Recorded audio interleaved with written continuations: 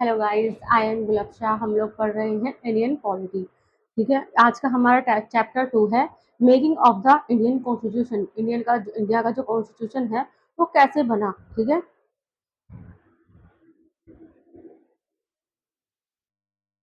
Making of the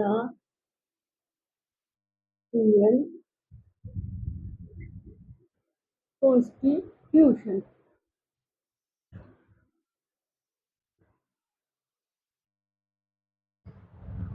basic concept related to constitution. इसके basic concept क्या रहे। ठीक है,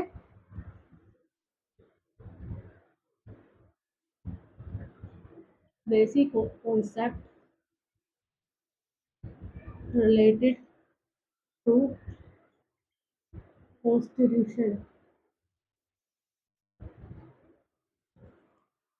बेसिक कॉन्सेप्ट में पहले है लॉ। लॉ का मतलब है रूल, गवर्निंग बिहेवियर किस तरीके का है, और रिटन या अनरिटन है, दोनों में से कौन सा है। Enacted bye legislature bodies, enact की गई विद लीगल फोर्स के साथ। इज एग्जाम्पल भारतीय न्याय सुरक्षा संहिता, BNSS, सिटीजनशिप अमेंडमेंट एक्ट, ये सब।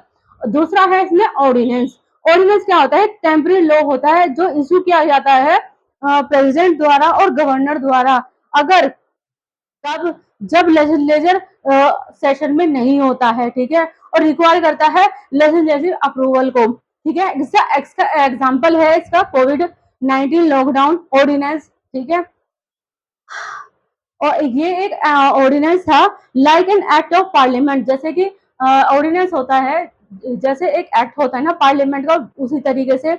और ये अमेंड किया जा सकता है एनी सेंट्रल लॉ द्वारा, एंड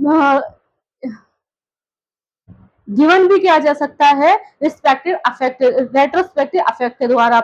लेकिन ये can not be use to abridge और वायलेट फंडामेंटल राइट। ये ना तो एब्रिज कर सकता है और ना ही वायलेट कर सकता है फंडामेंटल राइट्स को। ठीक है, किसी भी कॉन्स्टिट्यूशन को बनाने के लिए पहले क्या चाहिए, कॉन्स्टिट्यूशन होना चाहिए पहले तो। उसके बाद सेंट्रल लॉ होता है, उसके बाद स्टेट लॉज होते हैं कुछ, उसके बाद ऑर्डिनेंस होता है, फिर bylaws rules and regulation बनते हैं। ठीक है, ये हायरार्की है। ठीक है, हायरार्की में सबसे पहला जो नाम आता है वो आता है बाई लॉ का।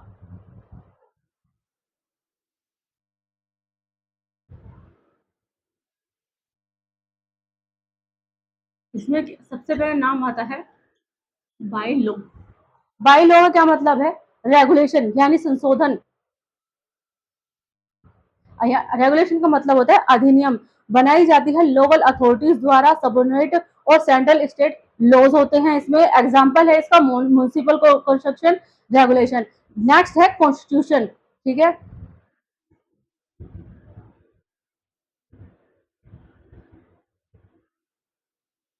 कॉन्स्टिट्यूशन, कॉन्स्टिट्यूशन का मतलब है supreme law outlining executive to implement law. जो आउटलाइन करता है एग्जीक्यूटिव को, प्रबंधक को, कि वो इम्प्लीमेंट करे, सारे जो लॉ है उनको इम्प्लीमेंटेशन में ला सके।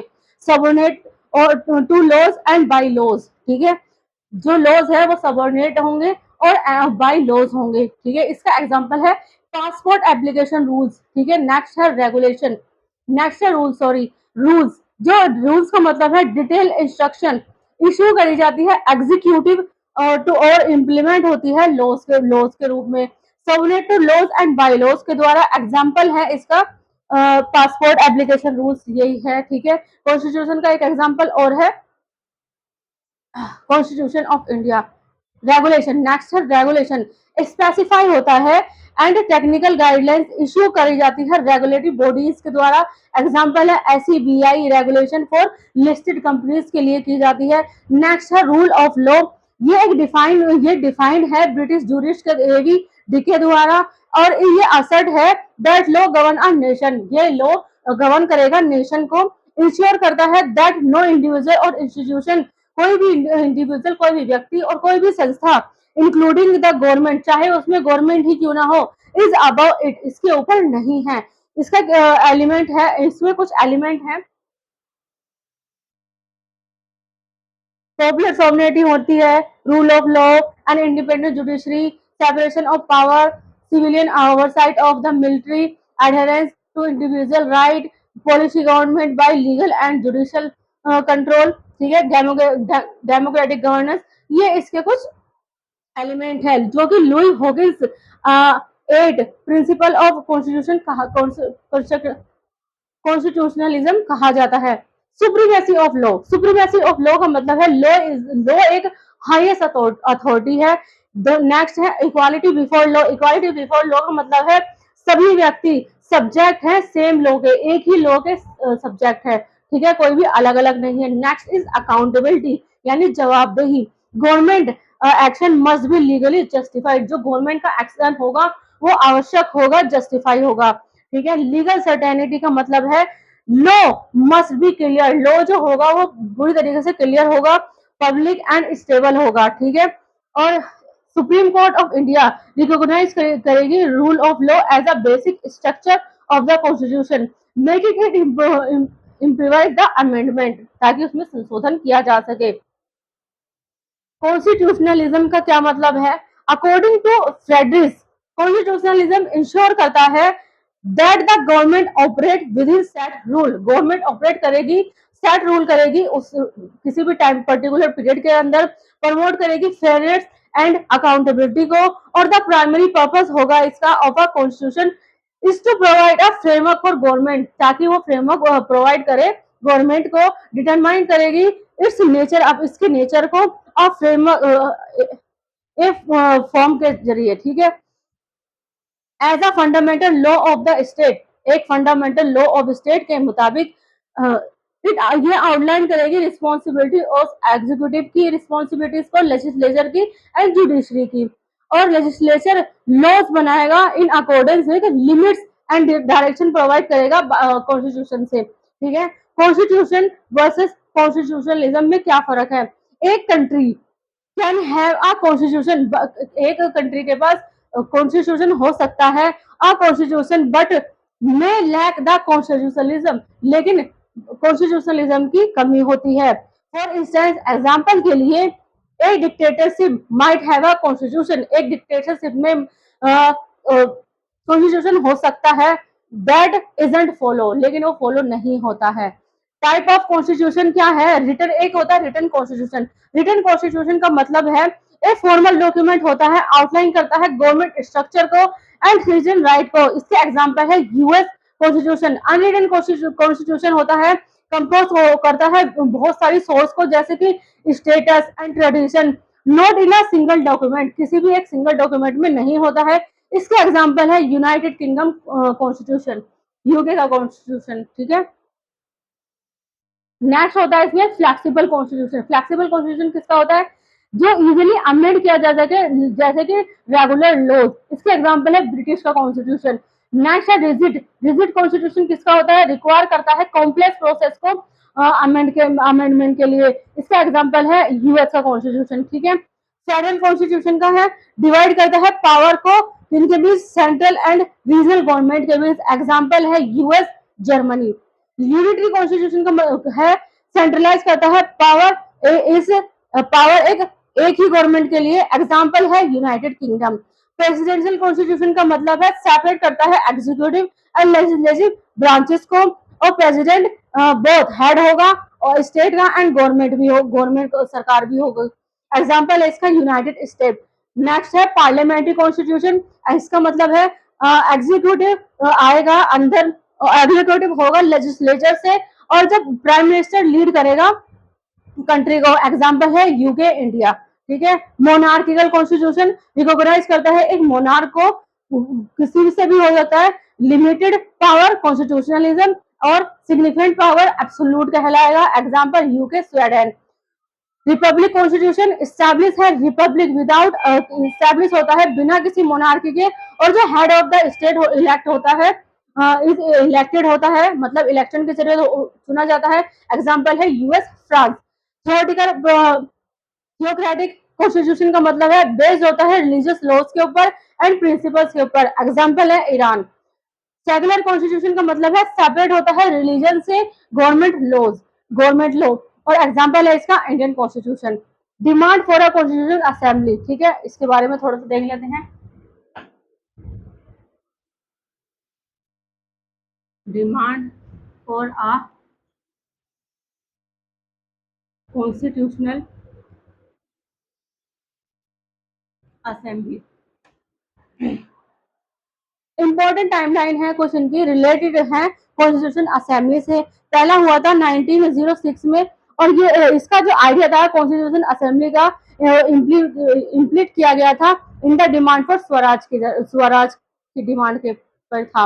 और नेक्स्ट हुआ था 1934 में, जो आइडिया था कॉन्स्टिट्यूशन असेंबली कॉन्स्टिट्यूट असेंबली का पुट किया गया था forward explicitly by PM Roy के द्वारा। नेक्स्ट हुआ था 1935 में, वो फर्स्ट टाइम पहली बार द कांग्रेस, जो कांग्रेस थी, ऑफिशियली डिमांड किया था कांग्रेस ने एक कॉन्स्टिट्यूशन असेंबली की, ठीक है। नेक्स्ट हुआ था 1940 में, अगस्त ऑफर जिसे कहा जाता है, और डिमांड हुई थी कॉन्स्टिट्यूशन असेंबली की इसमें, और एक्सेप्टेड हुआ था प्रिंसिपल के रूप में। 1942 में नेक्स्ट हुआ था जिसे क्रिप्स प्रपोजल कहा जाता है, एक्सेप्टेड हुई थी, डिमांड ऑफ कॉन्स्टिट्यूशन असेंबली की डिमांड एक्सेप्ट कर ली गई थी, बट मुस्लिम लीग, लेकिन जो मुस्लिम लीग थी उसने रिजेक्ट कर दिया था इस प्रपोजल को। नेक्स्ट हुआ था 1946 में, जिसे कैबिनेट मिशन कहा जाता है, पुट हुआ था, रखा गया था fourth a scheme for the constitution assembly, fourth scheme रखी गई थी कॉन्स्टिट्यूशन असेंबली की, विच जिसमें मोर और लेस सेटिस्फाइड थे, जिसमें ज्यादातर और कुछ भी सेटिस्फाइड थे मुस्लिम लीग से, ठीक है। नेक्स्ट हुआ था नवंबर 1946 के अंदर कॉन्स्टिट्यूशन असेंबली वाज कॉन्स्टिट्यूट हुई थी अंडर कैबिनेट मिशन प्लान के अंदर कॉन्स्टिट्यूट हो गई थी। इंपॉर्टेंट डेट्स हैं कॉन्स्टिट्यूशन असेंबली की कुछ।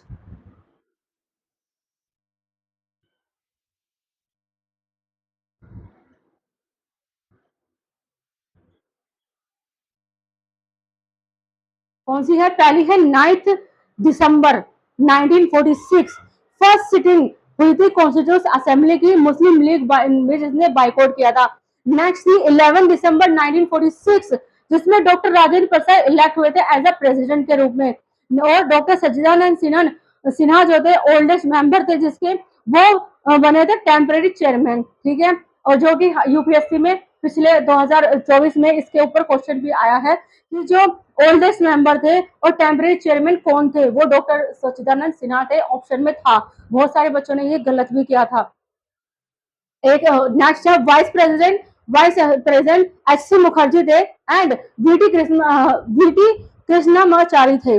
13 दिसंबर नेक्स्ट डेट है 1946 की ही, ऑब्जेक्टिव रेजोल्यूशन थे इसमें, इंट्रोड्यूस किया गया था बाई जवाहरलाल नेहरू द्वारा, ठीक है। 22 जनवरी 1947 है नेक्स्ट, इसमें भी ऑब्जेक्टिव रेजोल्यूशन था और अडोप्टेड किया गया था उसको। 22 जुलाई 1947 में द नेशनल फ्लैग अडॉप्ट किया गया था बाय द कॉन्स्टिट्यूशन असेंबली द्वारा। 15 अगस्त 1947 को ट्रांसफर हुई थी पावर और स्थगित हुआ था dominion of India and Pakistan, यानी 14 अगस्त 1947। मई 1949 को कॉन्स्टिट्यूशन असेंबली रेटिफाइड की गई थी, इंडिया का जो मेंबर था, इंडिया होगी मेंबरशिप होगी इन कॉमनवेल्थ के अंदर। 26 नवंबर 1949 को कॉन्स्टिट्यूशन अडॉप्ट किया गया था और इनैक्ट भी किया गया था। 24 जनवरी 1950 को अडॉप्शन हुआ था national song and national anthem. Doctor Rajendra Prasad was elected हुए थे as a president of India के रूप में, और the final session of the constitution assembly हुआ था उस टाइम पर। कॉन्स्टिट्यूशन कंटिन्यू किया था as the provisional parliament of India until the formation of the new parliament in May 1952, जो फॉर्मेशन हुआ था न्यू पार्लियामेंट का 1952 में हुआ था। 26 जनवरी 1950 को हुआ था कॉन्स्टिट्यूशन कम आया था इनटू फोर्स में, जिसे आज हम 26 जनवरी रिपब्लिक डे के रूप में मनाते हैं, और मार्किंग किया था establishment of India as a republic, ठीक है। इंडिया एक रिपब्लिक कंट्री है। नेक्स्ट है ऑब्जेक्टिव रेजोल्यूशन।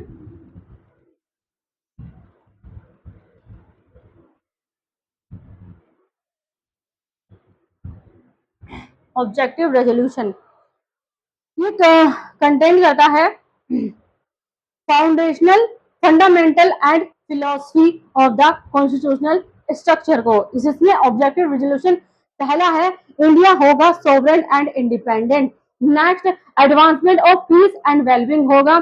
थर्ड है प्रोटेक्शन होगा under privilege ethnic and minority groups का। फोर्थ है फाउंडेशन होगा फॉर द कॉन्स्टिट्यूशन प्रियम्बल का, ठीक है। फिफ्थ है सोशल जस्टिस होगा, इकोनॉमिक जस्टिस होगा एंड पॉलिटिकल जस्टिस होगा। सिक्स है पीपल होंगे source of power. Seventh liberty of thought and ideas होगा, ठीक है। डिक्लेरेशन इंडिया का as a independent sovereign republic, ठीक है। यूनियन टेरिटरीज का मतलब है इंक्लूड होगा British India, Indian state and territories willing to join. एक हुआ ऑटोनॉमी, ऑटोनॉमी मतलब टेरिटरीज रिटेन करेंगी status as autonomous unit with residual power except छोड़कर those assign to the union, जिन्होंने यूनियन को असाइन किया है उन्हें छोड़कर। पीपल अथॉरिटी का मतलब है ऑल पावर ड्राइव करेंगी पीपल्स ऑफ इंडिया से। जस्टिस एंड इक्वालिटी का मतलब है गारंटी देते हैं social economic and political justice की। इक्वालिटी ऑफ अपॉर्चुनिटी होगा, फ्रीडम ऑफ थॉट होगा, एक्सप्रेशन एंड एक्शन होगा, ठीक है। माइनॉरिटी सेफगार्ड का मतलब है प्रोविजन होगा फॉर माइनॉरिटीज के लिए एंड बैकवर्ड क्लासेस के लिए, ठीक है। टेरिटोरियल इंटीग्रिटी का मतलब है सोवरेन राइट ऑन लैंड होगा, सी एंड एयर मेंटेन किया जाएगा। ग्लोबल कंट्रीब्यूशन का मतलब है कमिटमेंट होगा वर्ल्ड पीस एंड वेलफेयर का। The preamble of constitution of India modified की गई, कुछ वर्जन में मॉडिफाई किए गए थे, इसके कुछ ऑब्जेक्टिव रेजोल्यूशन हैं। नेक्स्ट है हमारा specific insight in constitution assembly.